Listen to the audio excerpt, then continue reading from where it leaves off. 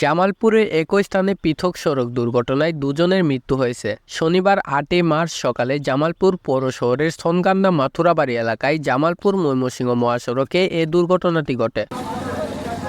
জানা গেছে, সকালে জামালপুর পৌর শহরের সোনকান্দা মাথুরাবাড়ি এলাকার ড্রাম ট্রাক চালক জুয়েল আকন্দ জামালপুর ময়মনসিংহ মহাসড়কের পাশে তার ট্রাকটি দাঁড় করিয়ে ধোয়া মোছা ও পরিষ্কার পরিচ্ছন্নতার কাজ করছিল। এ সময় জামালপুর থেকে নান্দিনাগামী অপর একটি ড্রাম ট্রাক পেছন দিক থেকে ধাক্কা দিলে ঘটনাস্থলে জুয়েল আকন্দের মৃত্যু হয়। নিহত জুয়েল আকন্দ একই এলাকার মৃত মনসুর আকন্দের ছেলে। এ সময় ঘাতক ড্রাম ট্রাকের চালক হাসিবুল গুরুতর আহত হয়। সে টাঙ্গাইল জেলার মধুপুর উপজেলার লক্ষ্মীপুর গ্রামের রাশেদ আলীর ছেলে। দুর্ঘটনার কারণে এ সময় সড়কে যানজট সৃষ্টি হলে ঘটনাস্থলের কিছুটা দূরে জামালপুর থেকে ময়মনসিংহগামী পাথরবাহী একটি ট্রাক দাঁড়িয়ে যায়। ট্রাকটি থামলে কিছুক্ষণ পরে নিয়ন্ত্রণ হারিয়ে একটি মোটরসাইকেল ট্রাকের পেছনে এসে সজোরে ধাক্কা দেয়। এতে করে মোটরসাইকেলের চালক শাওন ও তার মামা মোটরসাইকেল আরোহী ইকরামুল হক গুরুতর আহত হয়। শাওন বকশীগঞ্জ উপজেলার সীমারপাড়া গ্রামের নুরুল ইসলামের ছেলে এবং ইকরামুল হক দেওয়ানগঞ্জ উপজেলার মোহের আলীর ছেলে। নাইমুল ইসলাম নাইম, জামালপুর লাইভ। জামালপুর জেলার যে কোনো সংবাদ পেতে জামালপুর লাইভ ফেসবুক পেজটি ফলো করুন।